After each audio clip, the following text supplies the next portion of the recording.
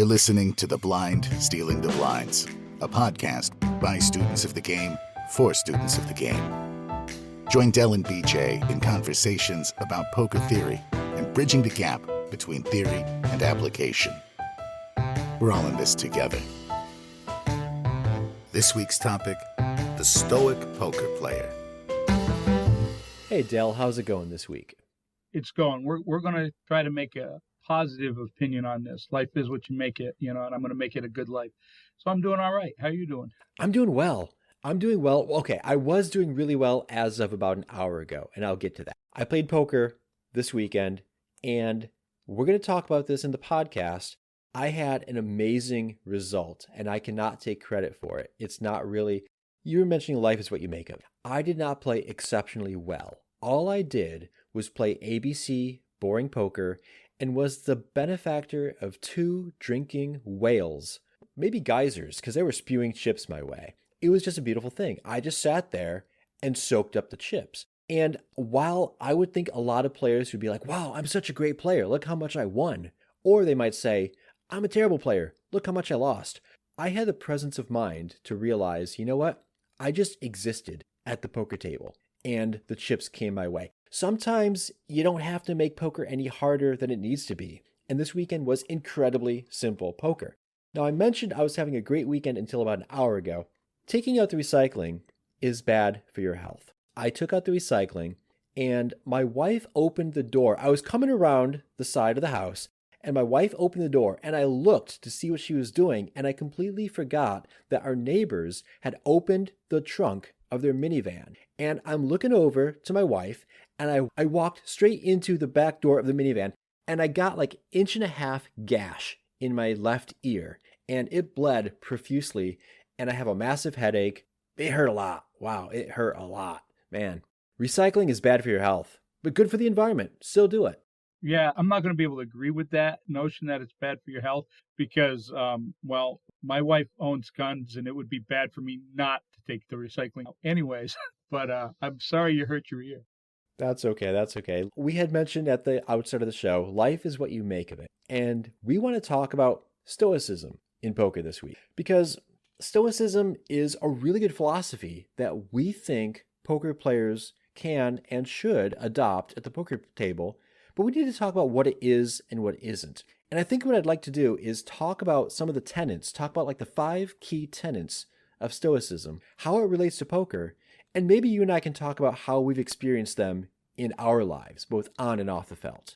I'm going to be honest, this is like a little bit scary for me because normally when we bring up a topic, I feel pretty confident about it. I'm not all that confident about this, but I know that I'm starting to apply the principles in my life. I'm starting to see a difference, and I certainly have applied them a little bit on the table, and I can tell you that I can see a difference, and most of the difference is going to be in my mental game and my attitude. My mental health, basically, is what I'm looking at with it.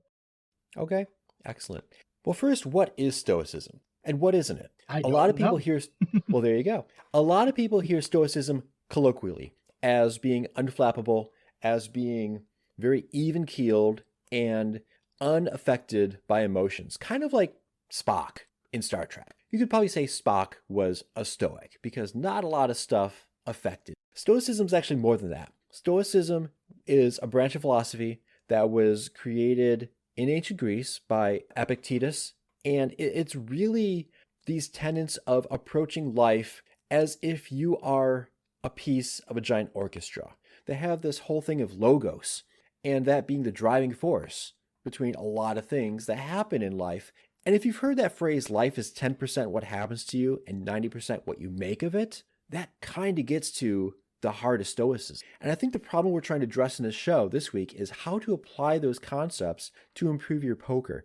We could argue that your mental game is more important than the fundamentals of poker. You could have the most perfect fundamentals available, but if your mental game sucks, you're not going to be able to apply those fundamentals in a way that will get you profit.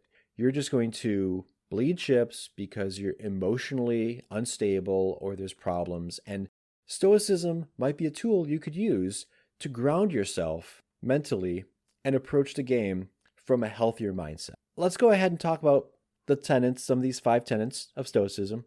And I think each one has a quote, and then we can talk about how that relates to our lives. So, the first tenet is ignore what others are doing. Do not waste what remains of this life in speculating about your neighbors. Now, that doesn't mean don't pay attention to your opponents. You still need to pay attention to your opponents and uncover their exploits by seeing their tendencies. It's not so much be oblivious to the people around you. It's more about occupying your time unnecessarily from what others are doing, like social media, spending countless hours on Facebook or TikTok for some sort of external form of self-validation, or keeping up with the Joneses and trying to compare yourselves to others. That's, I think, what they meant by ignore what others are doing. Right. So I see this in a couple of ways. One of the things that stands out to me when I think about this is I think about the fact that the greater majority of players are going to be losing players. There's no way to really come up with a number, but most people guess that far north of 90% of poker players are losing players. And if that's true, well, I don't really care what they're doing. I don't care what they're doing in their game. So what I'm doing is I'm trying to study the game. I'm trying to learn from my teachers, coaches, and I'm trying to investigate theories on my own also.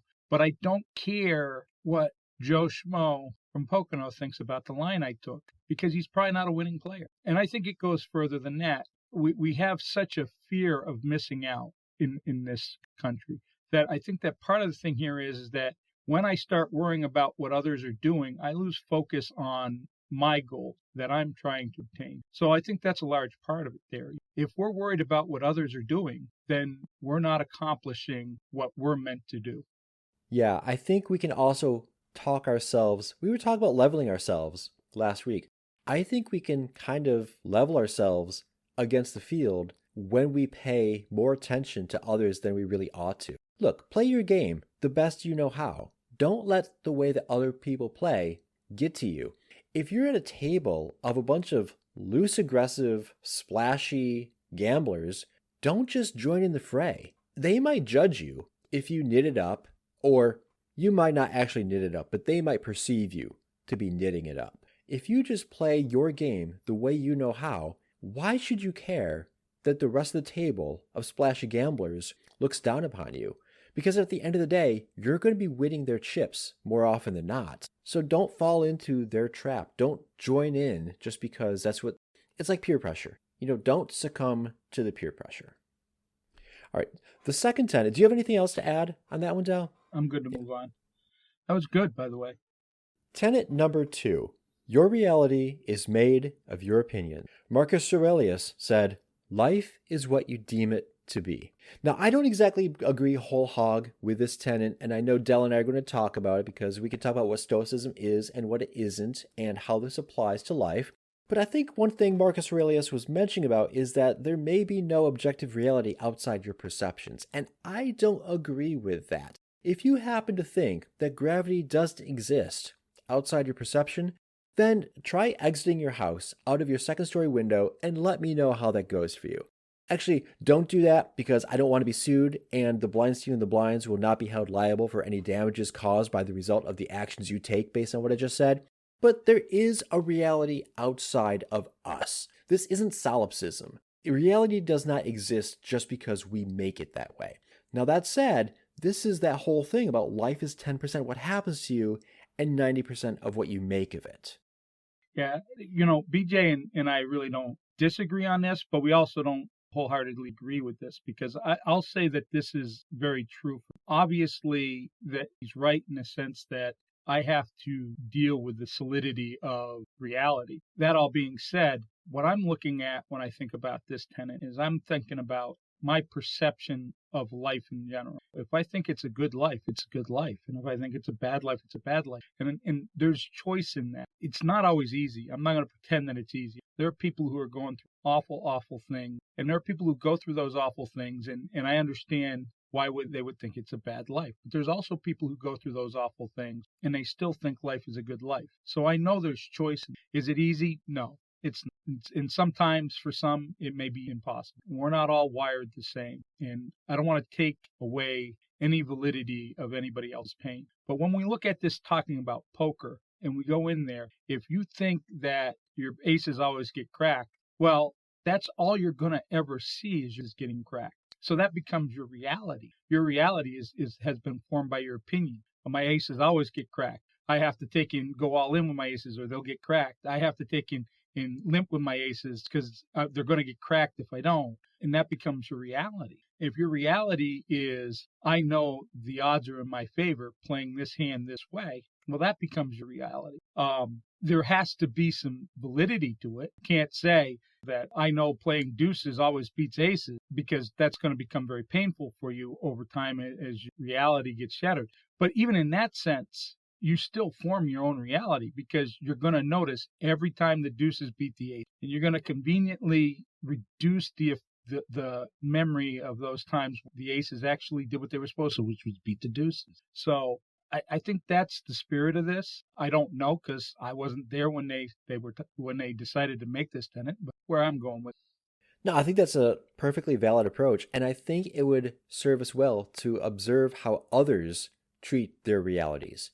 I've seen plenty of times, I actually saw it this weekend, where one player consistently argued that they always got sucked out on the river. The river was always the worst card. They'd be winning, then the river would come and they'd lose. Over and over and over. Now, this wasn't really always the case, but the way they saw it made it always the case. So I was in a hand with this player, and an ace came on the river, and they checked, and I bet big, and they open folded King Jack. They had second pair. They had me crushed until the river. But I knew, because they hated getting sucked down in the river so much, that I could pull off this big bluff, and they would again bemoan their fate because, well, they always get sucked out on. So if you can watch that in other people, you can kind of manufacture EV. But yeah, life is really how you react to events. And how you react to events is sometimes more important than the events themselves. Experience doesn't happen to you. Experience is what you gain from the things that happen to you. Gaining experience is a completely subjective thing. Like, I don't get experience just because my aces got cracked. The experience I gain is from understanding the lessons from my aces getting cracked. Did I get it all in with the best of it? Sure. Did I lose? Fine. Whatever. That happens. Did I get it all in with the worst of it and I still lost? Okay, maybe there's something I can learn from that. The third tenet of Stoicism is do less. If thou wouldst know contentment, let thy deeds be few. I always fall into this trap. And I probably every 6 months to a year have an existential crisis of how do I spend my time? Golf, poker, both playing and studying, podcasting, including post-production and website curation, real estate, crypto research and investment, weightlifting, trying to binge watch shows on Hulu. And I just got another one. I used to play Minecraft back when my son was younger. Minecraft 1.18 just got released, and the new version is so much better than previous versions I played. I really want to go back to playing Minecraft, and I cannot for the life of me find time to do it. The tool is really to find your passions and lean into them at the exclusion of almost anything else. Why do I binge watch Hulu? Is that really the best use of my time? Probably not. Why do I really spend so much time researching crypto? Do I really need to? I could just do dollar cost averaging and ride the waves like any normal investment, like were I to invest in mutual funds for retirement. So it's really kind of inspecting your life and finding out what you want to do, where your desires lie, where your passions are, and follow those. And I struggle a lot with this. I don't know, Dell, if you struggle with this too. I do, because, what happens is there's a couple things that happen. We tend to have lofty dreams, and when we start to go and pursue them, we tend to go overboard and get overwhelmed. And when we get overwhelmed, we tend to do none of the things we set out to do. And that is the pattern I get stuck in. So one of the things that I think is important about this is do less. This really applies more to life than poker, because your poker goals might be to just be the best player in your home game, or you're happy to go there to the casino once a month and you just don't want to get your butt kicked. So anyways, your goals could be different, but this still applies to your life, because what it really means for me is that I need to do less of the stuff that is trivial, that does not further me in reaching my goals. So maybe your goal is to be the best astrophysicist in the world. Maybe it's got nothing to do with poker. Well, then you should eliminate the trivial things that detract from reaching that goal. For me, it's all the time wasters on electronics. Like Forge of Empires is one that just absolutely eats up far too much of my time. I probably should get rid of it. And that's probably one of the things that's going to happen from this podcast is that's going to go, TikTok's going to go. The time wasters are going to go because they detract from me achieving my goals. So I feel that's the spirit of this one. You know, we're going to do less of the things that detract us from our purpose. And again, I think it goes all back to focus. I think you're going to find that throughout Stoicism, from what I understand of it, there's a lot that is about focusing on your purpose. I do want to give ourselves and our listeners a little bit of grace. Just because you spend time doing things that are not aligned with your goal or your purpose, that does not mean you're lazy. You're just distracted, or maybe distractible, and need to work on your willpower. And honestly, we're going to fall from time to time. I'm going to still watch Hulu. I just started Hitmonkey, which is a new Marvel series on Hulu. I'm going to finish that. Stoicism be darned. I'm still going to finish season 1 of Hitmonkey because I love it. Also, that doesn't mean there should not be room for fun. I'm not saying do everything because it doesn't align with my goal of golf or poker or whatever. We do still need to have some fun. Again, it kind of needs to be in moderation. I think the one thing we could do, and maybe we could market this, and my father used to do this, and I know he listens to our podcast. I'm going to give my father a shout out here. He used to make these wooden discs that had the word "to it" on them because people would say, I want to do such and such when I get around to it. Well, you know what? He created round to its. So maybe we could have a TBS TV brand round to it. I need and one there of you those. go. We all need one of those. Do you have anything else to add on that tenet, Dell? I don't. The fourth tenet might seem kind of morbid, but it isn't when you realize it's going to drive focus and direction to your life. Death knocks at your door. We've all heard carpe diem, but have we really ever understood what it meant to seize the day? Here's the quote. Regard what time has been given you as an uncoveted surplus. Every day is a gift. I know this sounds campy. It's one of those motivational poster type things. That's why they call the past, the future, and they call the present. You never know when you're going to die, so make the most of it. There will never be more people older than you on earth ever. And there will always be an increasing number of people younger than you. Just make what you can. I try not to dwell on death as like a morbid curiosity, like just wondering how I'm going to go, but remind ourselves of the fleeting nature of life gives us purpose. If I lived forever, if I was Highlander, and there could be only one, I don't know why there were ever sequels, because there's only one Highlander. Anyway, if you lived forever, there would be no sense of urgency. I would have no desire to invest aggressively, because if I put a penny in some stock right now, or a mutual fund, and let it ride for 10,000 years, I'm going to be pretty well off. If I want to improve my golf game, I have literally all the time in the world to do so. I don't need to go practice. I'll just play. By virtue of playing all the time, I will eventually get better. So be present in what you do. If you don't have to do it, and you have the means to pay someone else to, maybe do that. Maybe if you have the means and you can save yourself some time by doing curbside pickup at the grocery store, or, there are a lot of podcasts out there and a lot of websites that can espouse outsourcing the trivial aspects of life. If you're able to do so, do so. If not, don't. That's fine. I love this idea because as an economist by trade, life is a constant consideration of opportunity costs. You choose to do something at the exclusion of everything else. I right now am recording this podcast with Dell at the exclusion of everything. I could be playing video games. I could be playing poker. I could be watching Hitmonkey on Hulu. I'm not. I'm choosing my time to do this. So if I'm making the choice to do what I'm doing, I might as well be present in what I'm doing. I agree. I think this is like, you described this as a little morbid, but I think this is actually beautiful. And the reason I think it's beautiful is this. I've lost a couple of friends this year, and I can honestly tell you that both of them were surprises. They were both surprises. Nobody expected it to happen. And that's the truth about it. Rare occasion do we have a situation where we're pretty clear on when we're going to pass. Most of us are clueless. We have no idea. I hope it doesn't happen. But the reality is either one of us could pass before this podcast is done being recorded. So when you look at it that way, you get to take and look at every moment as, I don't want to use the word blessed. I really don't like the word. It's not a bad word. I just don't care for it. But I would definitely say it's a look at it that way. And I will say that it really changes the way you interact with people.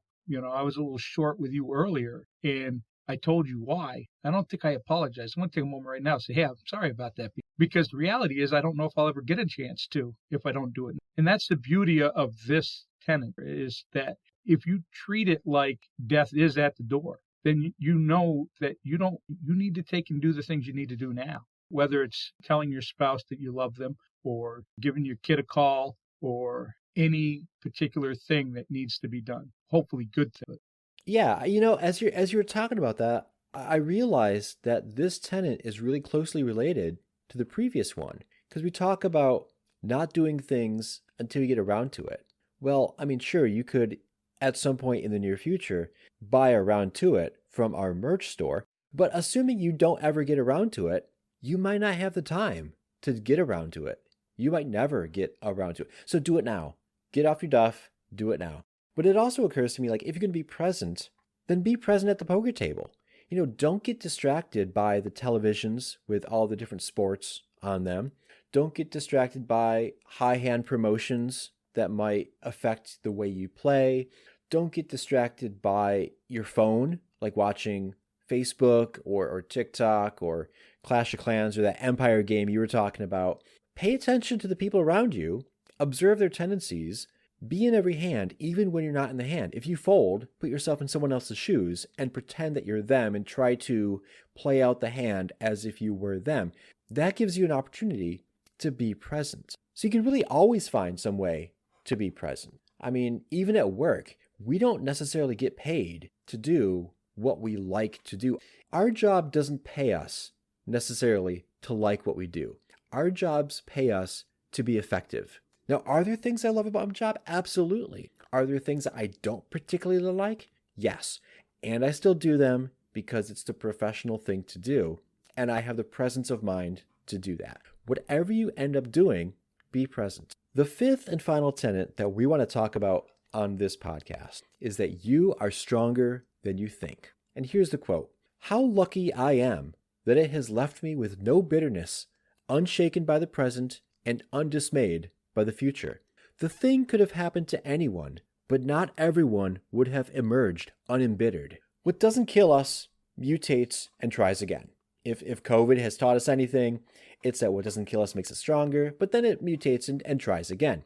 Honestly, and this is going to come as a shout out to a lot of people, sometimes just living is an act of courage. I know there have been a lot of people in my life who have struggled through the pandemic. There are all these memes floating when we were in lockdown that says, wow, I had like 3 weeks to clean my entire house.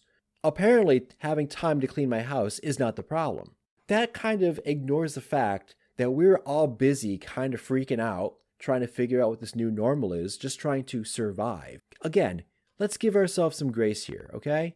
We're dealing with the pandemic, we're having troubles, that's fine. Outside of that, if you want to excel in your field, like Dell mentioned, maybe you want to be the best astrophysicist around, be good buddy with Neil deGrasse Tyson. I would say that would be a first step. But you're going to encounter obstacles. You're going to have setbacks. You're going to encounter outright pain. Endure that, and the reward is great.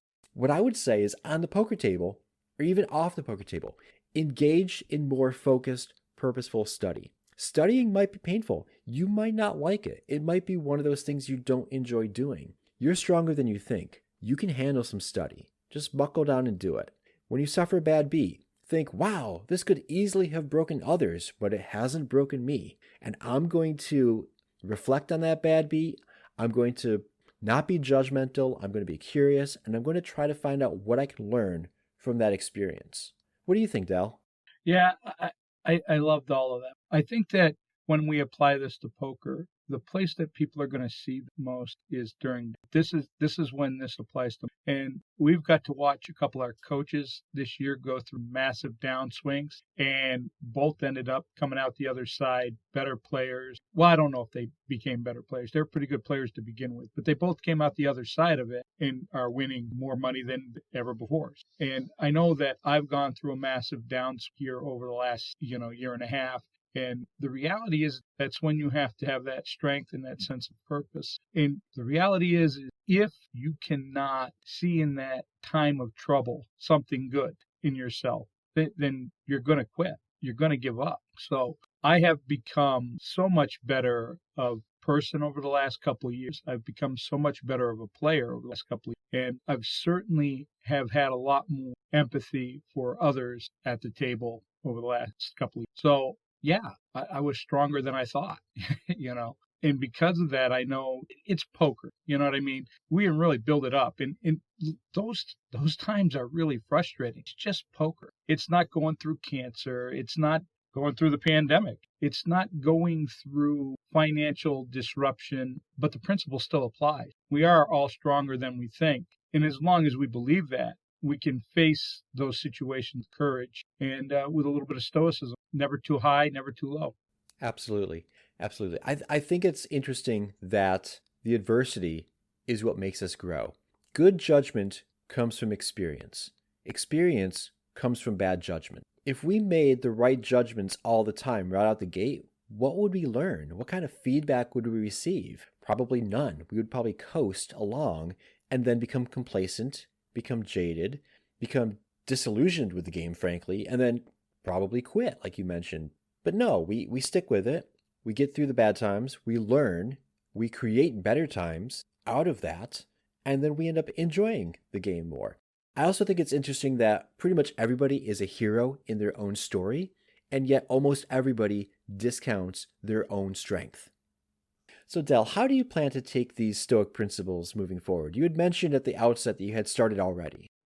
Yeah, I haven't read any books on it, but I have a few Instagram feeds that are Stoic feeds, and it comes up with the quotes, and I try to apply those quotes to that day. And I'm trying to just start practicing more in my life, mostly because, one of the things that I think is important is that I don't want to be making decisions with emotions. I look around the country right now and I see a lot of crap going on, and I'm not going to go down one side or the other. But what I can tell you is that the greater majority of people that we're hearing from are making decisions based on emotions. And that's a good way to make bad decisions. And when we play at the poker table, decisions based on emotions, we make bad decisions. So I feel like that as I add this more and more to, we talked about these 5 tenets, but there's a lot of tenets to Stoicism. One of them is if you're not in control of your emotions, then they control you. And that's the big part for me right now I want to take and have control of myself. Does that mean I'm going to be unfeeling? No. I feel just like any other human. But what I want to control is the emotions and the reactions to it. I want to be able to take and make my decisions based on the information, good information. Because a lot of people right now aren't looking for good information. They're just looking for any information that agrees with their opinion. And I want to be able to make my decisions in life and at the poker table based on good information. How about you? How are you going to use them? Well, first, let me say that your approach sounds like it's really good, and I'm interested in watching you along your journey to see how that goes. The Stoic principle that I want to practice first and foremost is doing less. I do a lot. I'm not sure how I cram all of it into a day, but I do a lot. I still have time for free time. I still have leisure time. I'm not complaining there, but I'm not really sure that all the things I do really align with my goals and my purpose and where I want my focus to be. I had mentioned I would really love to play Minecraft, the newest release. I don't think I will. I don't think it aligns with my goals. I do want to spend more time studying poker. Again, it's not really the most pleasant thing for me to do, but I'm stronger than I think, and I know I can handle it. So I think that's where I'm going to focus. I'm going to try to do less and see if I can get more out of life by doing less. I would like to say that anybody listening, it's a very fascinating philosophy. And This is just 5 tenets of it. If you found any of these, you might want to go with a deeper look. I know that over the next few months, I'm going to go with a deeper look. I can tell you that as far as a lot of the people that I interact with that are higher performers, a lot of them are practicing these principles. They may not necessarily expound to Stoicism. They may just do this stuff because it's part of their routine or part of who they are. They may have gotten it from somewhere else. And I'm certainly not going to say this is the only way. But it's amazing how, as I go through this and I learn a little more about it, how much I see it in all the high performers. Excellent. Well, I have nothing else to add to this topic. How about you, Dell? No, not a thing. This has been awesome, BJ. Thanks again. Thank you. It's always great as always. And until next week, take a look at these 5 tenets and find a way to incorporate at least one of them into your life this coming week. This has been The Blind Stealing the Blinds, a podcast by students of the game for students of the game. If you haven't already done so, consider subscribing. And when you're not counting your chips, take a moment to leave the guys a review on Apple Podcasts or wherever you get yours.